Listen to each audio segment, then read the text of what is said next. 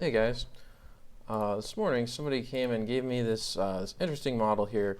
It's like a modified birth animation, and they said, what do I do if I want to make a building that actually shows this when I'm building it? It's a good question, right? And it's something I think maybe a lot of people know how to do, but if you don't already know how to do it, maybe it's a little annoying. So we'll say we want to make the necropolis use this, right? So the necropolis, for its birth animation, it doesn't preview in my tool here because its birth animation is a referenced model. So what you can do, you can actually save this to an MDO. We can just call that like necropolis or something. And let's say we do that. Let's say we then go in here and we go to this building births folder.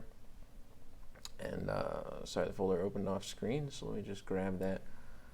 Once you get to that folder, then you can just go to Necropolis and you can load it in Notepad. And here's my Necropolis in Notepad.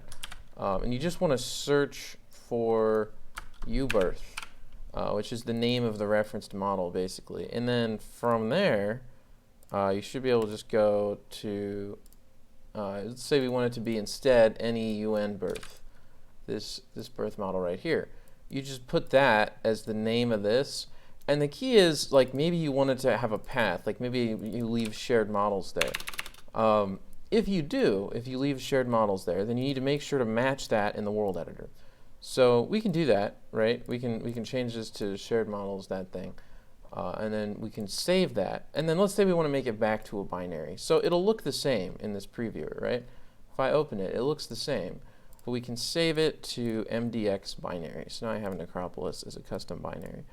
Now if I go to the world editor, and let's save this map, so we'll have just a default test map here. I could save this as Warcraft 3 maps,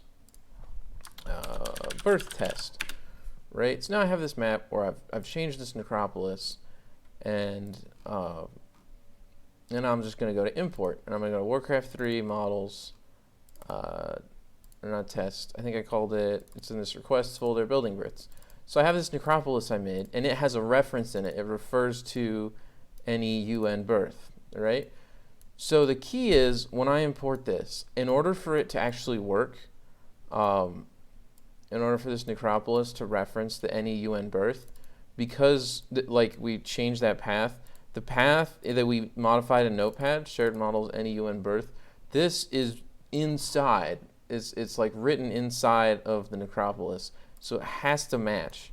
So this has to be share models, any UN birth, in like this file to be referenced by that file. Once we do that, if I actually save this, and then I'm going to go to the object editor, and I'm going to make this undead necropolis, we're going to make it actually use that.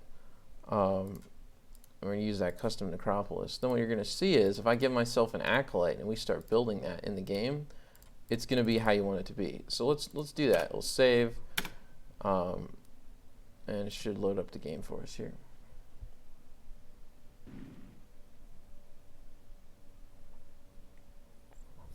Okay, here we are. So here are my acolytes. My life for Nezio. And if you look at this, and we say we want to summon Necropolis, right? It'll do this custom model.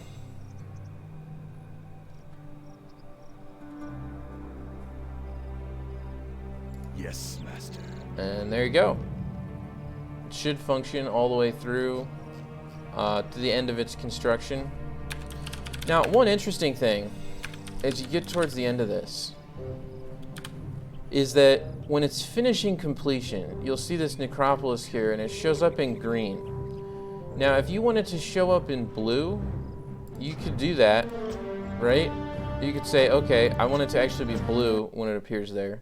But the trick is, the necropolis, when it shows up, is the one that's specified in this necropolis file. So if you actually go to color, which I think maybe we just go to the top of the file and then search color. Yeah, if you're in Geoset Anim and you have colors, these are the animated colors. And they're all in BGR, so they're blue, green, red. And so you can see they're maximizing on the green. So if you copy the green onto the blue, then what this is going to do, and this is a little bit tedious. Ideally, maybe someday we'll automate this. But right now, this is just what I do. If I just copy the green onto so I'm just copying the middle number, like it's the amount of blue, the amount of green, the amount of red, and I'm copying the amount of green and I'm putting it on the amount of blue so that I make it blue instead of green. You can do this, and then when it fades in the intro sequence there, it'll fade in as blue. Let me just do that here a little bit more.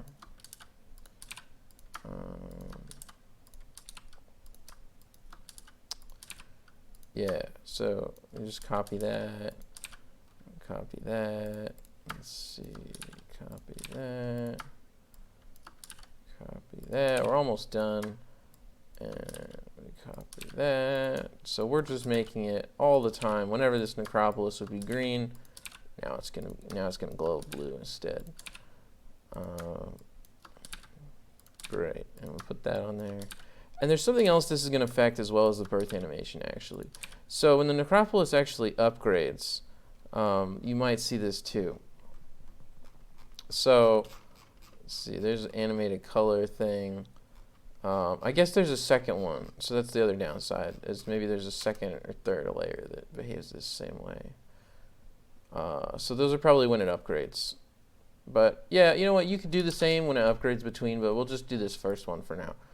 So then basically you can open again, open the MDL text-based one that we were just working on, and then save it as an MDX binary one to put back in the game.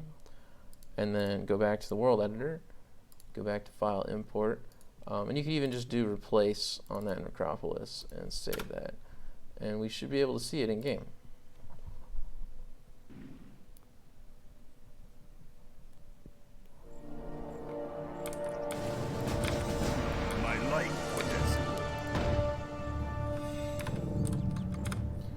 Here's our guy. Now you should see as it starts to fade in. Yeah, there you go. Now the necropolis is blue. We exchanged its green coloration with its blue coloration so that it fades in as a blue necropolis. And there you go. That is how you change the birth animation in the necropolis.